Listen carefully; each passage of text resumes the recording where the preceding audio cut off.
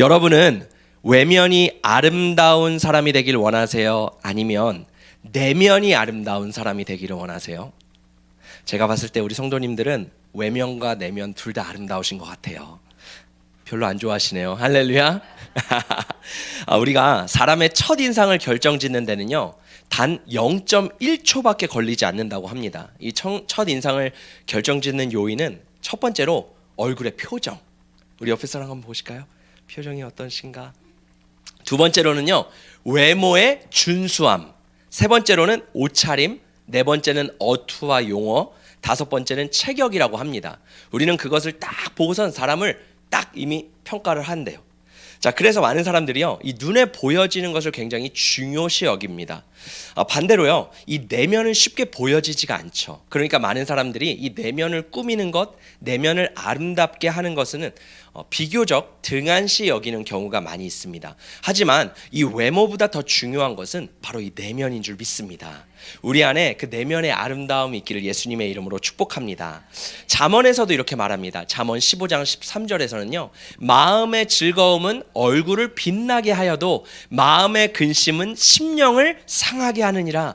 여러분, 마음이요 즐겁고 기쁘면요, 내면이 충만하면요, 그것이 어디에 나타난대요? 얼굴에 나타난대요. 근데 우리의 마음이 건강하지 못하고 내면이 어두우면 어떻대요? 얼굴이 상해 보인대요.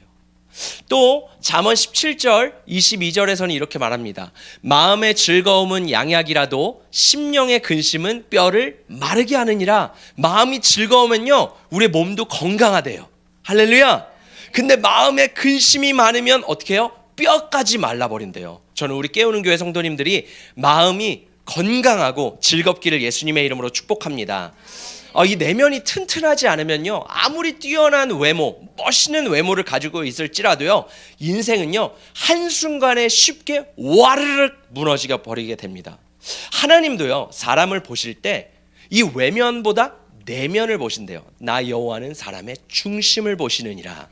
그래서 우리가 외모를 꾸미는 것도 중요하지만요, 하나님 안에서 건강하고 아름다운 내면을 가꾸는 것이 참 중요한 것 같습니다. 이 오늘 말씀에 보는 느헤미야는 어떤 사람이었냐면 하나님을 경외하는 사람이었어요. 동시에 이 내면이 건강한 사람이었습니다. 평상시에는 이 내면의 깊이가, 내면의 상태가 잘 드러나지 않죠. 그런데 우리 인생 가운데 고난이나 위기나 역경이 찾아오면요, 물론 내면이 강한 사람도 때로는 흔들릴 수 있지만 그럼에도 불구하고 이 위기를 잘 극복해 나갈 수 있습니다. 자, 느헤미야 4장에 보면요, 이 산발락과 도비아가 우리 지난주에 외적으로 느헤미야와 이스라엘 백성들을 흔들었습니다. 오늘 이 느헤미야 5장에서는요, 유대 공동체 안에서 내부적인 문제가 수면 위로 드러나기 시작합니다. 여러분 생각해 보세요. 지금 성전이 재건되고 있는데요, 이스라엘 백성들 안에 내부적인 어려움이 드러나기 시작합니다. 두 가지 어려움이 있었는데, 첫 번째는 양식을 구하기 위해 자신의 모든 재산을 다 팔았어야만 됐어요.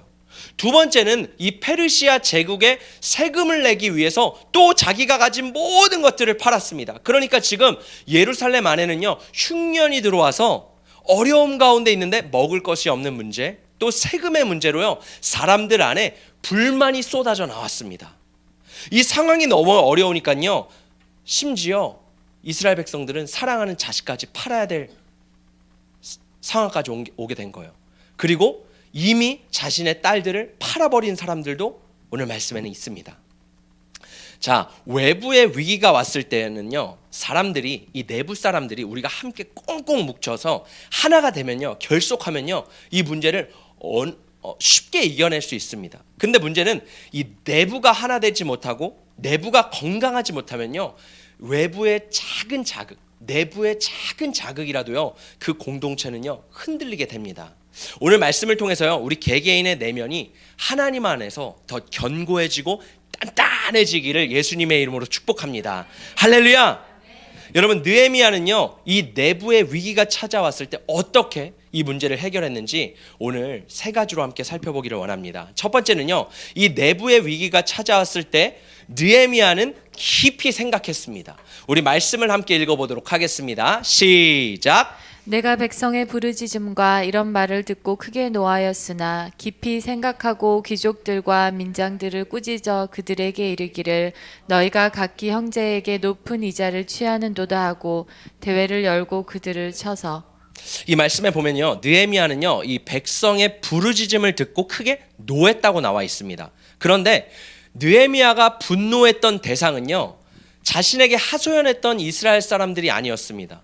느헤미야는요 그 분노를 듣고선요 7절에 깊이 생각했다고 말을 하고 있어요. 깊이 생각했다. 이것을 영어로 보면요 NIV로 보면 I ponder them in my mind. 그러니까 내가 깊이 심사숙고하면서 내 생각 속으로 고민했다, 염려했다라는 거예요. 또 킹 제임스 버전을 보면요 I consulted with myself. 그러니까 컨설팅이라 그러죠. 내 스스로 컨설팅을 하면서 내 스스로 상의하고 의견을 묻는 작업을 합니다. 여러분 우리 인생도 마찬가지예요. 내가 인생을요 잘 달려왔다고 생각하는데요 갑자기 문제를 맞닥뜨릴 때가 있습니다. 이거 뭐지? 그거를 소위 말해서 현실 자각 타임, 현타가 왔다라고 하죠. 잘 가고 있는데 갑자기 무언가가 딱 부딪혔을 때 이거 뭐지? 라는 순간이 있습니다. 그때요 이 느헤미야도 분명히 힘들고 어려웠을 거예요. 느헤미야 내면도요 흔들렸을 것입니다. 내가 이렇게 엄청난 사역을 감당하는데 하나님이 정말 날 보내셨을까? 하나님이 정말 성벽을 세우라고 나에게 말씀하셨을까? 내가 너무 하나님이 주신 그 뭔가 감정에 꿈틀거려서 내가 여기까지 달려온 건 아닌가? 라고 이 느헤미야도 어쩌면 현타도 왔을 수도 있습니다. 그리고 도대체 이게 무슨 상황이지? 왜 우리 지금 성벽이 중간까지 잘 재건되었는데 왜 이스라엘 백성들은 그동안 숨겨왔던 분노들이 지금 터지지? 라고 하면서 이 상황 가운데 느헤미야도요 어떻게 보면 멘붕이 왔을지 모릅니다. 근데요 오늘 말씀에 보니까 느헤미야는요 깊이 생각했대요. 다른 말로 하면요 self-talk, 혼자서 이것을 중얼거리며 얘기하기 시작합니다. 조용한 공간에서요 자신의 생각을 소리내어 말하기 시작합니다. 우리도 그럴 때 있죠. 어려움이 있을 때, 고난이 있을 때 나 스스로 얘기할 때 있습니다. 내 영혼에 대고 나에게 대고 막 말을 하는 거죠. 그러면서 느헤미야가 아마 이렇게 말했을 것 같아요. 스스로가 느헤미야야 생각해봐. 너가 지금 예루살렘의 소식을 듣고 너의 마음이 감동했잖아. 그 마음이 너의 마음일까? 아니야. 그거는 분명히 하나님께서 주신 감동이었어. 생각해봐. 아닥사스다 왕에게 너가 아무리 최측근이라도 너가 먼저 말을 걸 수 없잖아. 근데 하나님의 은혜로 왕이 너에게 무슨 근심이 있냐고 물어봤잖아. 그게 하나님이 인도하심이잖아. 왕이 거기서 끝냈을까? 아니야. 너의 기도를 응답하셔서 너에게 재료를 공급하시고 통행을 공급하시고 너가 여기까지 오게 하셨잖아. 생각해봐. 지금 성벽을 짓고 있는데 우리 아무것도 없었잖아. 근데 지금 여기까지 오지 않았어? 이게 바로 하나님의 뜻이었어. 하나님의 계획이었다고. 하나님이 지금 너와 함께 하셔. 나와 함께 하셔. 그 은혜를 잊으면 안 돼. 포기해서는 안 돼. 하나님은 약속하신 것을 반드시 지키시는 분이셔. 할렐루야. 하나님은 좋으신 분이셔. 하나님은 선하신 분이셔. 라고 느헤미야는요 스스로 질문하며 답하기 시작합니다. 원어로 보면 깊이 생각했다는 것은 바로 느헤미야가요 스스로 독백을 하며 하나님을 기억했다라는 거예요. 여러분 이 말씀은요 신약에서도 나옵니다. 누가복음 15장에 보면요 돌아온 탕자라는 사람이 나오죠. 이 돌아온 탕자는요 아버지의 유산을 다 받아서요 세상에 나갑니다. 흥청망청 자신이 가진 모든 재산을 다 털어서요 다 버립니다. 그리고 어느새 돌아보니까 아무것도 남은 게 없는 거예요. 너무 배가 고파서 그 당시 유대인들이 가장 싫어하고 더럽게 생각하는 이 돼지 우리에 가서 쥐엄 열매라도 먹을까 구경을 해요. 근데 문제는 뭐예요? 쥐엄 열매가 없다라는 거예요. 아무도 이 쥐엄 열매조차 이 사람에게 주지 않는 겁니다. 그때 이 배를 움켜쥐면서 이 탕자가 말합니다. 아버지께로 가면 어땠을까? 말씀에 보면요 이렇게 나와 있어요. 스스로 돌이켜 이르되. 자신 혼자 생각하는 독백이 17, 18, 19절의 말씀입니다. 내 아버지에게는 양식이 풍족한 품꾼이 얼마나 많은가. 나는 여기서 줄여 죽는구나. 내가 일어나 아버지께 가서 이르기를 아버지 내가 하늘과 아버지께 죄를 지었사오니 지금부터는 아버지의 아들이라 일컬음을 감당하지 못하겠나이다. 나를 품꾼의 하나로 보소서라고 말하지 않고요. 하리라 하고 스스로요. 이 탕자는요. 셀프 토크를 한 거예요. 내 스스로 독백을 하면서 하나님 앞에 가면 아버지께로 가면 라면서 아버지를 생각해냅니다. 그러면서요 뭘 기억해내요? 하나님이 어떤 분이신지 아버지가 어떤 분이신지를 기억해내는 거예요. 그동안에는 아버지가 이러실 거야 저러실 거야 라고 했지만 아니야, 우리 아버지는 그럼에도 불구하고 나를 안아주시는 분이셔 라면서요 이 탕자 안에 내면 안에 힘이 올라오게 됩니다.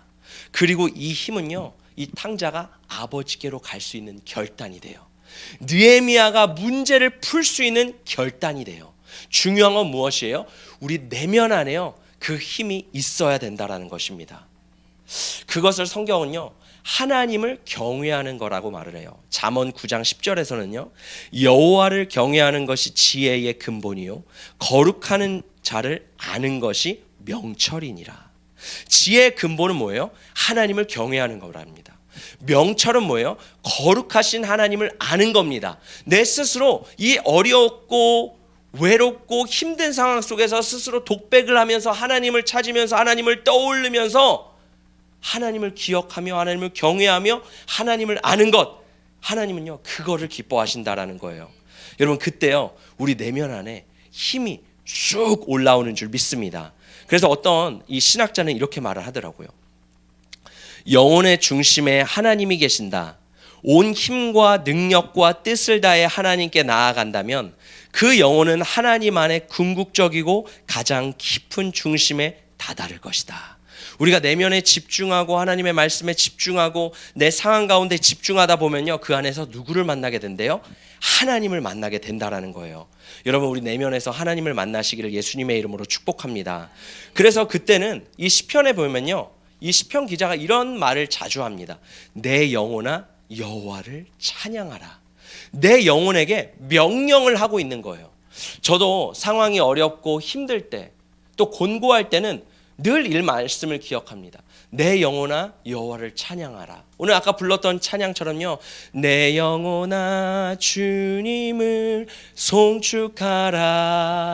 송축하라. 내 영혼아 주님을 찬양하라. 내 영혼아 주님을 송축하라. 내 영혼아 주님을 찬양하라. 우리가 이렇게 고백하다 보면요 어느 순간 내 영혼이 힘을 얻는 것을 우리가 경험할 수 있어요. 그러면 내 영혼이 내 내면이 이전에는 약했지만 하나님 앞에 찬양하고 내 영혼에게 명령하기 시작할 때 그 내 영혼은 성령의 충만함으로 강해지는 줄 믿습니다. 할렐루야. 두 번째는요 내부의 위기가 찾아왔을 때 느헤미야는요 명확한 기준이 있었습니다. 우리 함께 말씀을 읽어보도록 하겠습니다. 7절의 말씀입니다. 시작. 깊이 생각하고 귀족들과 민장들을 꾸짖어 그들에게 이르기를 너희가 각기 형제에게 높은 이자를 취하는도다 하고 대회를 열고 그들을 쳐서. 이 느헤미야는요 이 내부에 문제가 생겼을 때 이제 어떻게 하냐면 귀족들과 민장들을 꾸짖기 시작합니다. 여기서 꾸짖다라는 것은 우리가 그냥 호통을 친다 뭐 이런 의미들도 있겠죠. 하지만 이 원어를 보면 법적으로 고소하다, 송사하다, 소송하다라는 의미가 담겨 있습니다. 그러니까 느헤미야는요 이 문제를 듣고 개인적인 감정을 가지고 너희 왜 이렇게 했느냐, 너희 왜 불의를 행했느냐 이렇게 개인적인 감정을 가지고 호통하지 않습니다. 느헤미야는요 법을 검토하고 하나님의 말씀을 찾아서 그 말씀에 이 문제를 어떻게 해결해야 되는지 그 해결책을 찾습니다.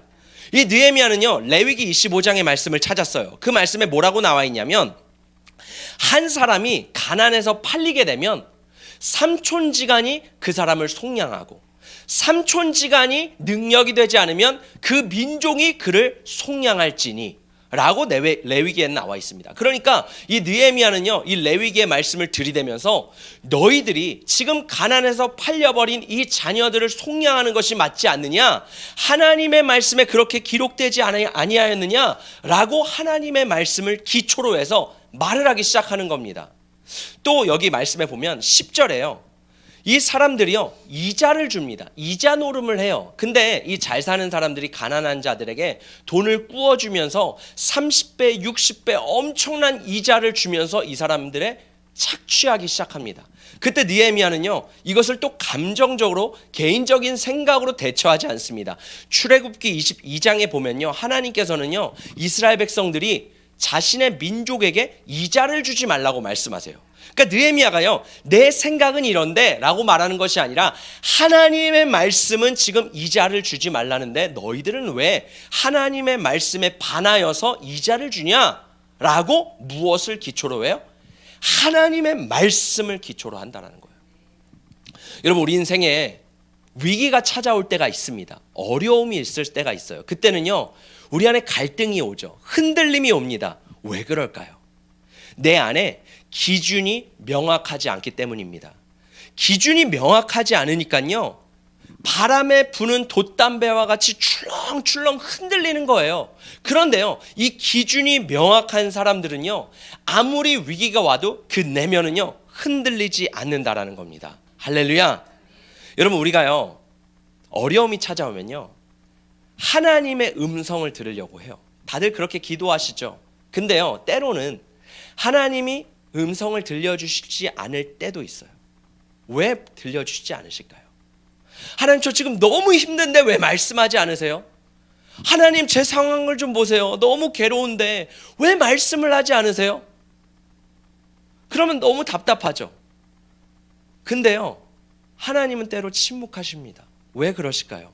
어쩌면 그 정답은요, 이미 말씀 안에 나와 있기 때문이에요. 말씀만 찾으면 하나님의 뜻을 알 수 있는데 우리는 말씀을 찾으려고 노력조차 하지 않습니다. 그걸 뭐라 그래요? 영적인 게으름이라 그래요. 그냥 말씀 듣고 기도하는 게 더 편하잖아요. 하나님, 언제부터 언제까지 이거 말씀 다 봐야 돼요?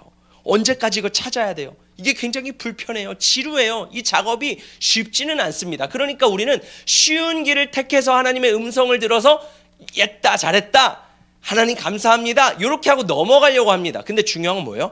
하나님의 말씀이 기반이 되지 않으면요, 우리는 또 다시 흔들린다라는 거예요. 그래서 중요한 것은 하나님의 말씀이 기준이 돼야 된다라는 겁니다. 여러분, 우리 믿음은요, 언제든지 흔들릴 수 있어요. 그런데요, 우리의 믿음이요, 말씀 위에 세워지면 흔들리지 않습니다. 이 마태복음 7장에 보면 예수님이요, 비유를 말씀하세요. 반석 위에 지은 집과 모래 위에 지은 집에 대해서 말씀하십니다. 제가 이 말씀을 묵상하면서 반석에는 말씀이라는 단어를 대입했고 자기 집에는 자신을 대입해 보았습니다. 우리 함께 읽어볼까요? 시작. 그러므로 내 말을 듣고 그대로 행하는 사람은 반석 위에 죄송합니다. 말씀 위에다가 이렇게 해주시면 좋겠습니다. 한 번 더 읽어볼게요. 시작. 그러므로 내 말을 듣고 그대로 행하는 사람은 말씀 위에다 자기 자신을 지은 슬기로운 사람과 같다고 할 것이다. 비가 내리고 홍수가 나고 바람이 불어서 그 집에 들이쳤지만 무너지지 않았다. 그 자신을 말씀 위에 세웠기 때문이다. 그러나 나의 이 말을 듣고서도 그대로 행하지 않는 사람은 감정 위에 자신을 지은 어리석은 사람과 같다고 할 것이다. 비가 내리고 홍수가 나고 바람이 불어서 그 집에 들이치니 무너졌다. 그리고 그 무너짐이 엄청났다. 네, 아마 헷갈리셔서 무슨 말씀을 읽는지 잘 모르셨을 것 같은데, 여러분, 반석, 말씀 위에 자신을 세운 사람은요, 지혜로운 사람이라고 말씀하세요. 비가 내리고 홍수가 나고 바람이 불고 우리 인생 가운데 어려움이 닥쳐도요, 반석 위에 말씀 위에 세워진 사람은요, 흔들리지 않는데요. 할렐루야. 왜요? 그 기반이 단단하기 때문에요. 여러분, 건축하는 거 보셨어요? 건축할 때요, 기반을 다지는 것 굉장히 오래 걸립니다. 뚝딱뚝딱 기반을 다질 때는요, 시간이 오래 걸려요. 근데요, 어느 순간 한 며칠 지났는데요, 위로는 확 세워지는 걸 볼 수 있어요. 그걸 보면서 우리 인생 가운데 내면이 건강하게 세워질 때 외면은 자동적으로 세워지는 거구나. 중요한 것은 그 내면 안에 말씀으로 세워지는 작업들을 꾸준히 채우고 관리해야 된다라는 거예요. 말씀을 먹고 묵상하는 것을 등한시 여기는 것이 아니라 꾸준히 해야 된다라는 거예요. 여러분, 최근에 제가 인스타그램을 이렇게 보는데 겨울이 되면 어머니들이 엘더베리를 꼭 사서 아이들을 먹인대요. 엘더베리는요, 그 영양분이 많이 있어서 이 감기를 이길 수 있는 능력이 있다라는 거예요. 그래서 제가 그걸 보다가 쿠팡으로 바로 엘더베리를 샀습니다. 그리고 그 다음 날이 돼서 엘더베리를 10ml씩 저도 먹고 우리 아이들도 먹였어요. 그리고 매일매일 엘더베리를 충분하게 먹였는데 문제는 뭐예요? 며칠 뒤에 감기에 걸려버렸습니다. 그러고선 광고에 속았다 이렇게 생각을 했어요. 근데 어떤 분이 이런 댓글을 하더라고요. 여러분, 이 엘더베리는요, 한두 번 먹는다고 되지 않습니다. 꾸준히 복용해야지 내 안에 면역 체계가 사로잡혀서요, 꾸준히 섭취를 해야 된다라는 거예요. 제가 그걸 보고선 꾸준함이 중요하구나. 신명기 17장에 보면요, 이스라엘 왕들은요, 하나님이 이렇게 말씀하세요. 매일 하나님의 말씀을 읽어라.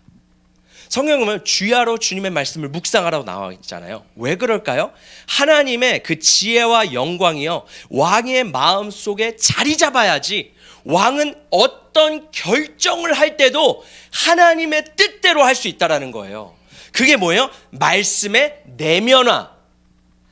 말씀이 내 안에 자리 잡아야 된다라는 거예요. 근데 우리는요, 말씀에 기반이 없습니다. 그러니까 툭 쓰러지는 거예요. 중요한 것은 하나님의 말씀이 내 안에 내면화되고 체질화될 때요, 우리는 어떠한 상황과 환경 가운데서도 흔들리지 않는다라는 거예요. 왜? 우리는요, 늘 선택을 할 때 하나님의 말씀이 기준이 아니라 내 본성을 기준으로 합니다. 왜냐하면 우리는 죄의 본성을 가진 사람들이에요. 우리는 늘 육신의 생각을 하며 살아갑니다. 영의 생각을 쫓아간다고 하지만 우리는요, 우리 본성은요, 육신의 생각이 더 편해요. 익숙해요. 그러니까 모든 결정을요, 그냥 내 생각과 감정과 내가 하던 대로 내 육신대로 선택을 합니다. 근데 왜 말씀을 내면화해야 되는 거예요? 말씀을 먹고 말씀을 묵상하고 이 말씀이 내 것이 되면요, 내 육신과 싸우게 될 때요, 그것을 말씀으로 이길 수 있다라는 겁니다. 할렐루야. 그렇게 느헤미야와 같이 말씀으로, 말씀의 기반이 세워지는 저와 여러분 되시기를 축복합니다. 세 번째로는요, 이 내부의 위기가 찾아왔을 때 느헤미야는요, 하나님을 의식했습니다. 우리 12절의 말씀을 읽어보도록 하겠습니다. 시작. 그들이 말하기를 우리가 당신의 말씀대로 행하여 돌려보내고 그들에게서 아무것도 요구하지 아니하리이다 하기로 내가 제사장들을 불러 그들에게 그 말대로 행하겠다고 맹세하게 하고. 자, 이 말씀을 보면요, 이 느헤미야가 이제 하나님의 말씀을 기준을 삼아서 이스라엘 모든 백성들에게 그렇게 하겠다, 이제 하나님의 말씀대로 하겠다, 이렇게 결단을 합니다. 그때 이 사람들이요, 이제 더 이상 우리는 이자를 받지 않고 자녀를 돌려주지 않겠다고 결단해요. 근데 느헤미야는요, 여기서 문제를 끝내지 않습니다. 사람들이 다 됐다, 순종하겠다, 그 말대로 하겠다라고 하면 되잖아요. 느헤미야는요, 여기서 한 수 더 떠서요, 제사장을 부릅니다. 그리고 제사장을 통해서 이 말씀 앞에 맹세하게 합니다.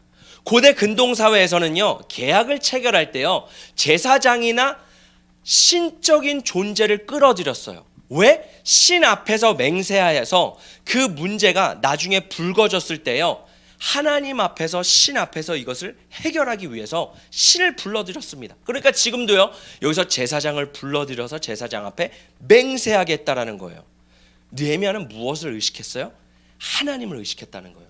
그냥 사람들의 의견 알았다 사람들이 그냥 사인하고 여기서 끝내는 것이 아니라 하나님 앞에 이 문제를 해결했습니다. 그리고요, 이 느헤미야는요, 하나님 앞에 짧은 기도가 나옵니다. 내 하나님이여, 내가 이 백성을 위하여 행한 모든 일을 기억하사 내게 은혜를 베푸시옵소서. 느헤미야는 이 모든 문제를 해결하고요, 하나님 앞에 은혜를 달라고 기도합니다. 뭐예요? 사람을 바라보지 않고요, 하나님을 바라봤다는 거예요. 느헤미야의 리더십을 보면요, 늘 하나님을 바라봤습니다. 이 말씀에 보면 느헤미야는요, 12년 동안 여러분 총독의 녹을 먹지 않았대요. 총독으로서 당연히 월급을 받을 수 있습니다. 그런데 느헤미야는요, 받지 않았대요. 심지어 부수입도 받지 않았다고 합니다. 그 당시 총독의 관행은요, 양식과 포도주와 은 40세겔을 받았습니다. 그것을 통해서 주수입이 있고 부수입이 있었어요. 은 한 세겔은요, 노동자가 4일을 일해서 번 돈이래요. 그러니까 한 사람이 180일을 일해야 벌 수 있는 160일을 일해야 벌 수 있는 돈을요, 느헤미야는 받지 않은 거예요. 왜? 백성들의 상황을 알았거든요. 그만큼 힘들었다는 걸 알았거든요. 근데 거기서 끝나는 것이 아니라 그 당시에는요, 이 측근들이 다 해먹었대요. 총독 옆에서 이제 측근들이 그 부수입들을 다 차지했다라는 겁니다. 또 땅 투기가 있었대요. 여러분, 지금 성벽이 건설되고 있어요. 그러면 노른자 땅을 다 할 거 아니에요. 그럼 총독이 돈이 많으니까 노른자 땅을 살 거 아니에요. 느헤미야는요, 땅 투기도 하지 않았대요. 그리고 음식을 풍성하게 대접받을 수 있음에도 불구하고 다 거절했다라는 거예요.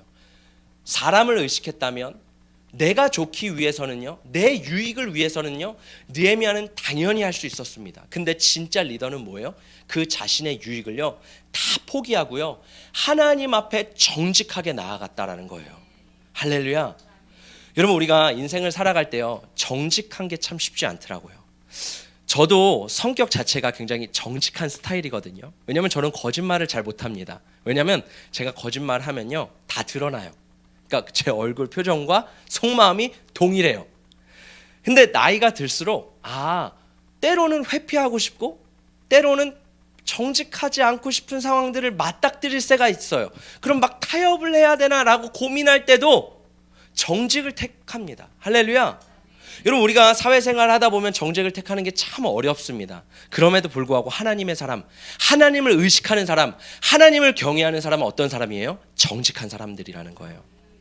초등학생에게 설문조사를 했대요. 얘들아, 정직하면 성공할 수 있다라고 생각하는 사람이 얼마나 되니? 라고 했을 때 초등학생의 3분의 2가요, 정직해서는 성공할 수 없다라고 대답했대요. 그게 우리나라의 현실입니다. 그것이 우리나라 모든 사람들의 생각이에요. 느헤미야 시대도 마찬가지였어요.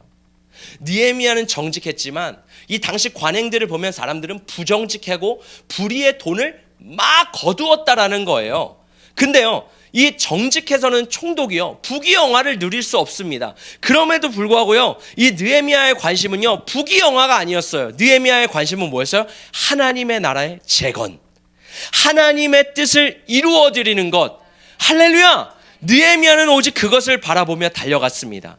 그때요, 하나님께서요, 느헤미야에게 축복을 주시지 않을 수밖에 없는 거예요. 우리 인생 가운데 제가 어떤 한 사업가가 있는데 그분은 정말 부자세요.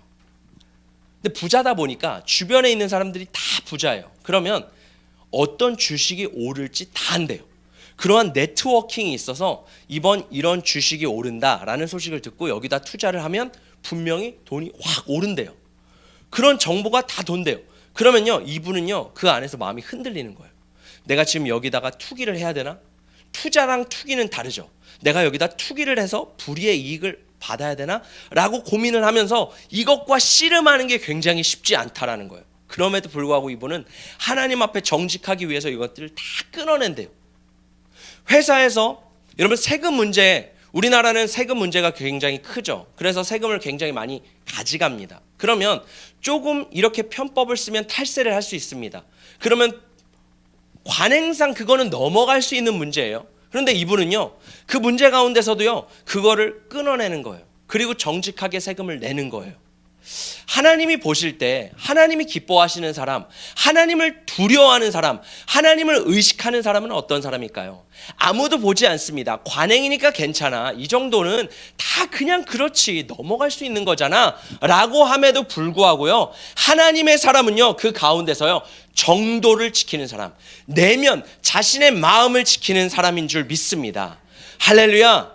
여러분, 우리는요, 아무도 보지 않지만 그 순간에서도 하나님 앞에 정직하고 하나님 앞에 거룩하고 하나님 앞에 당당한 저와 여러분 되시기를 예수님의 이름으로 축복합니다. 느헤미야가요, 내부의 어떤 어려움에서도 승리할 수 있었던 비결은 뭐예요? 내면의 뿌리가요, 깊었기 때문이에요. 나무도요, 내면의 뿌리가 깊은 나무는요, 바람이 와도 흔들리지 않습니다. 여러분 우리 삶 가운데 첫 번째로 뭐예요? 하나님이 주신 은혜를 고백합시다. 그리고 그것을 찬양으로 올려드립시다. 두 번째는 뭐예요? 말씀으로요. 명확한 기준이 세워지는 저와 여러분 되시기를 축복합니다. 세 번째는요. 하나님을 늘 의식하고 하나님 앞에 거룩하고 정직한 저와 여러분이 되시기를 축복합니다. 그때 하나님의 은혜가 우리의 삶 가운데 부어질 줄 믿습니다. 할렐루야.